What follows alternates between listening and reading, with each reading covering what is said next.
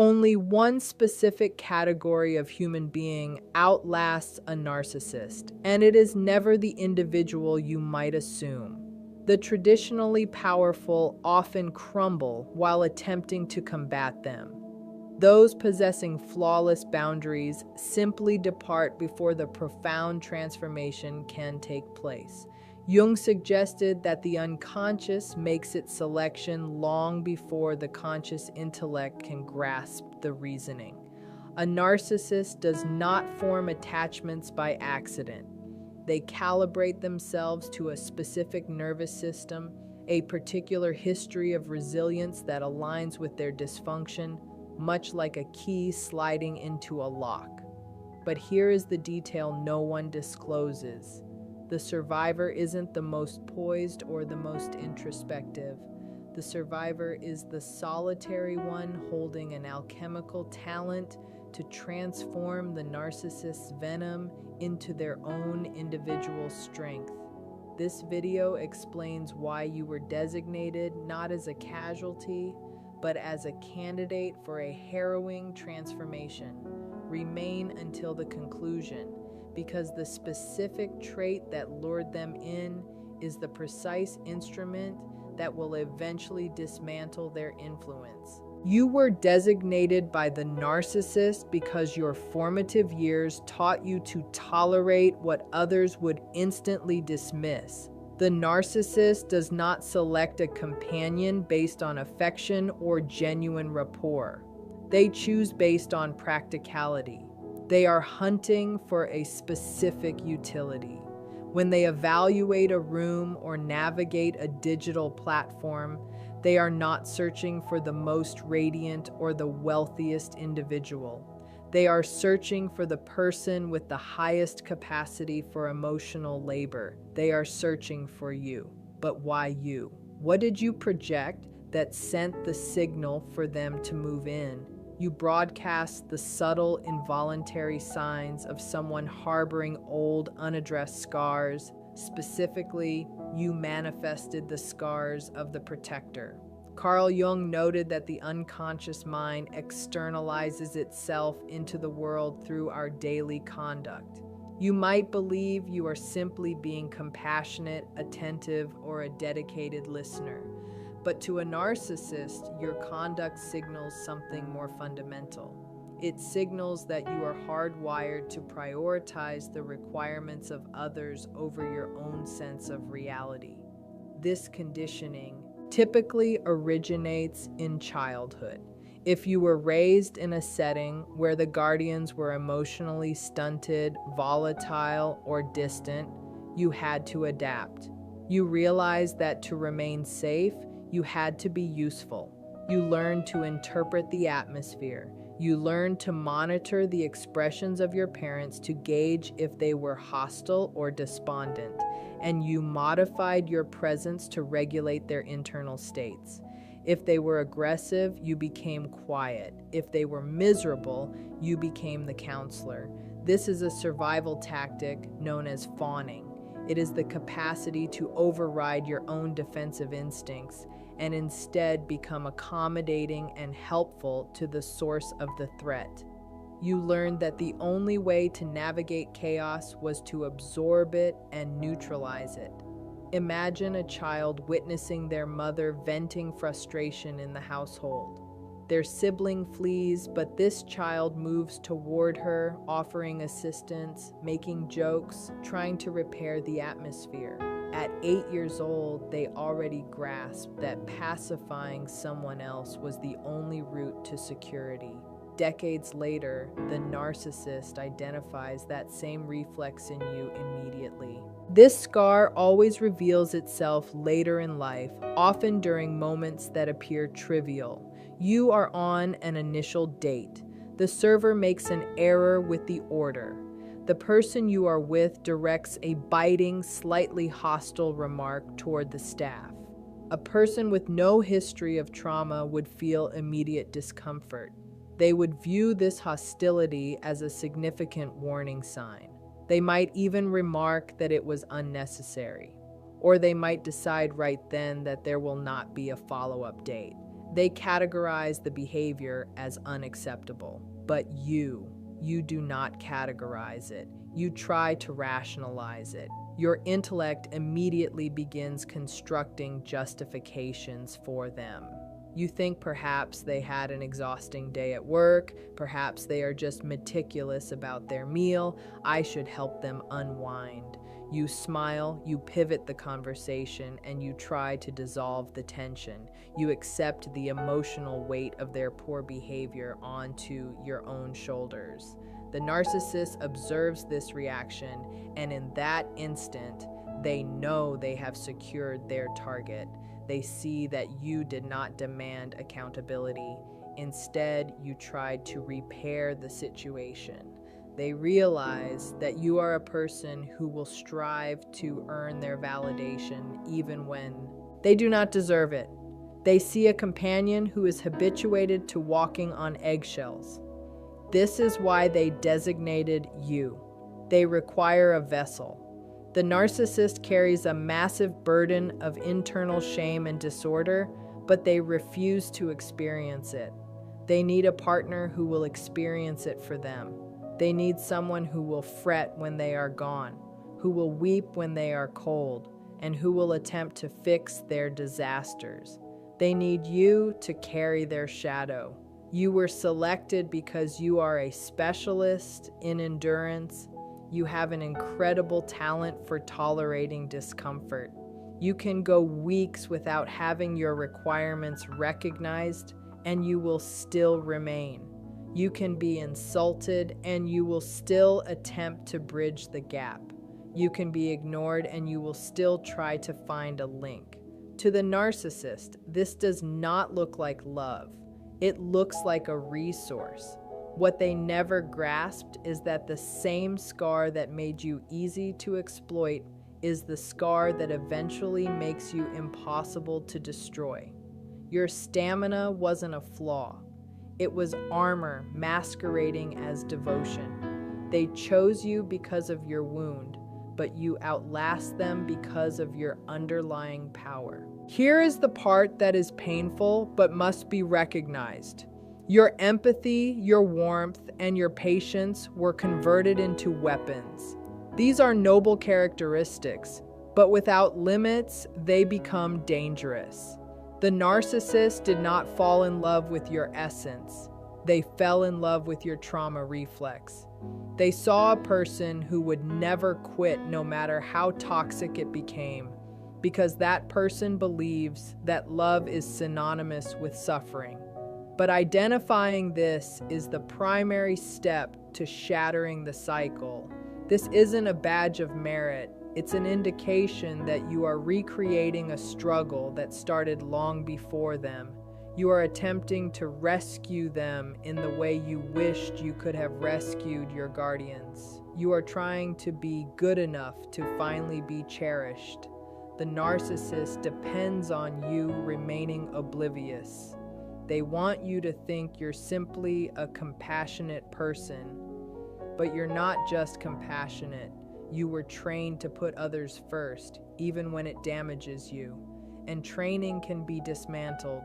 This is why only one category of person outlasts them. Not the most powerful, but the one who was conditioned to carry what would have destroyed anyone else. If you felt something in you shift while hearing this, some buried truth rising to the light, join this journey now. Become part of a community rooted in insight, awareness, and the kind of evolution that actually remains. In the following section, you'll see the next reason survivors stay, the hidden biological magnet that makes danger feel strangely recognizable. That love is something you have to struggle for. You learned that it arrives with high anxiety. You learned that intimacy is always followed by abandonment. So when you meet a narcissist and they initiate the cycle of excessive attention followed by subtle withdrawal, your body reacts. It recognizes the pattern. It says, I understand this dynamic. I know how to navigate this. The tension you feel in your core, The butterflies, the agitation is not excitement, it is fear. But because you have confused fear with passion for so long, you gravitate toward it instead of fleeing. It always starts quietly, almost imperceptibly. You're dating someone new. For 3 weeks, they message you every morning. They share music. They tell you that you are the most incredible person they have ever encountered. You feel a high. Your brain is saturated with dopamine. Then suddenly on a Tuesday, they don't message. You wait, you send a note. They respond 6 hours later with a single word. A person with a healthy attachment style would observe this and think, that's dismissive.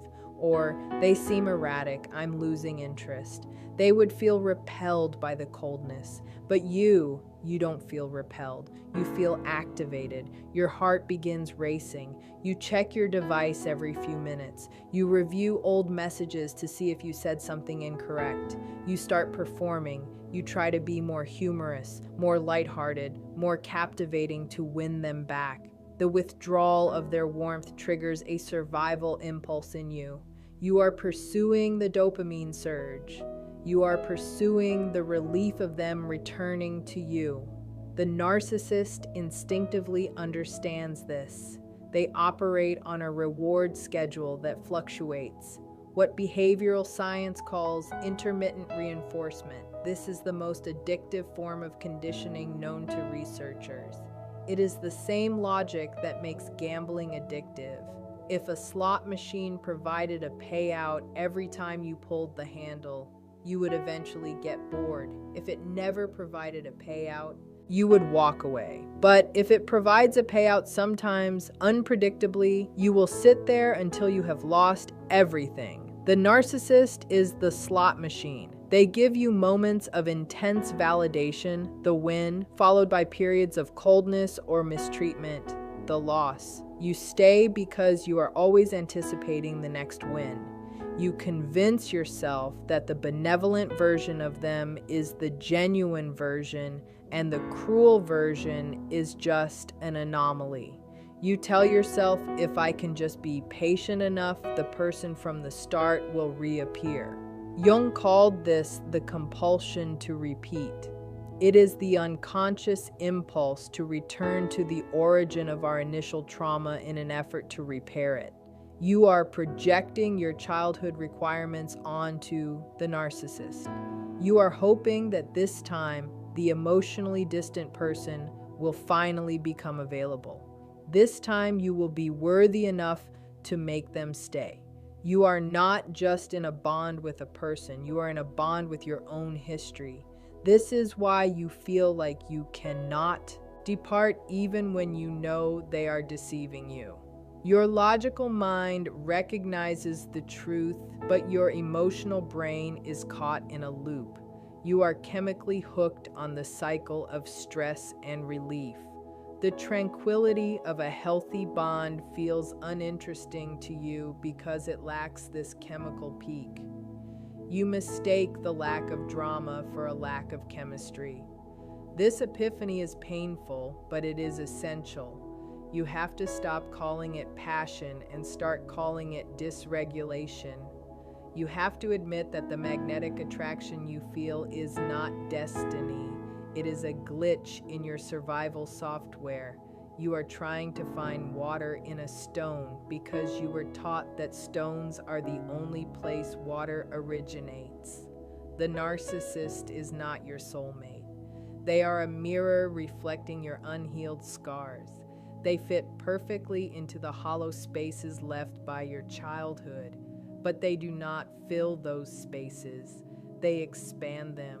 The moment you accept that this familiarity is actually a warning signal, you begin to dissolve the spell. You start to see that the anxiety you feel is your body urging you to leave, not begging you to stay. You realize that you have been surviving on hope, the hope that you can rewrite the past by suffering in the present. If you've ever felt your body grasp onto someone who was damaging you, acknowledge that feeling. It's the moment your nervous system stops mistaking terror for love. In the following section, you'll discover what occurs when your nervous system stops confusing fear for love and how that instant initiates the transformation that terminates their power. Awakening begins the moment your survival reflex stops shielding the narcissist and begins shielding you. And that shift reconfigures the entire dynamic. There is a common assumption that the objective of the narcissist is to annihilate you. And while it is true that they exhaust you, the reality is that the narcissist depends on your survival. They do not want to break you so thoroughly that you cannot function, because then you would be useless to them. They want you to remain in a state of suspended animation, functioning sufficiently to serve them, but too depleted to leave them. The narcissist makes a critical miscalculation. They underestimate the very stamina they exploited. They assume that because you have accepted the mistreatment for years, you will accept it forever. They do not realize that for the category of person who outlasts a narcissist, there is a firm psychological threshold. There is an instant where the survival mechanism shifts focus. This is the moment of transformation. Sometimes it happens in the smallest instance. You're driving home after another conflict and suddenly feel a profound silent fatigue, the kind that settles in your bones. No tears, no panic, just a calm reality rising within you. I cannot continue this. Transformation rarely feels cinematic. It feels undeniable. This awakening rarely occurs during the high tension of a confrontation. It usually occurs in total silence. It occurs when you are commuting from work and you feel a wave of fatigue so profound it feels like it is in your marrow. It occurs when you observe them sleeping and instead of feeling affection or agitation, you feel nothing. You look at the individual who has governed your emotions for years, and suddenly they appear small. They appear ordinary. Carl Jung described the process of individuation as the journey of becoming who you truly are. He believed that this often necessitates a disintegration of the false persona. The bond with the narcissist necessitates this disintegration. You have tried every approach. You have tried to be the flawless partner. You have tried to be the healer. You have tried to be the guardian, and you have realized that none of it functioned. You reach a point of ego death. The part of you that required their validation to exist simply expires. You realize that no matter what you do, they will never truly perceive you. You realize that their vows of improvement are just words used to negotiate more time. And in this realization, the dread of losing them vanishes. You are replaced by a profound understanding. I am losing myself, and that is the only loss I cannot tolerate. The shift manifests in moments like this. It's a Friday night. They initiate a conflict just like they have 100 times before. They accuse you of being self-centered because you wish to visit your family. In the past, you would have participated, you would have wept, you would have defended yourself, you would have scrapped your plans to demonstrate your loyalty. But this time, something is different. You hear their words, but they don't hit home.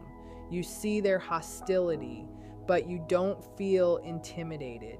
You see the manipulation tactic. They are trying to make you feel remorseful, so you stay home and attend to them. You see the mechanics of it, like observing the gears of a clock. And because you see it, you don't react to it. You simply remark, "I understand you feel that way," and you continue preparing your bag. This is the moment you transition from being the target to being the observer. The narcissist depends on your emotional response to nourish their sense of authority. When you stop responding, when you stop trying to justify yourself, You are signaling that you have detached from their reality. You have exited the game. This awakening is often accompanied by a deep flatness or detachment. Do not be intimidated by this. Jung taught that depression is often a necessary descent into the unconscious.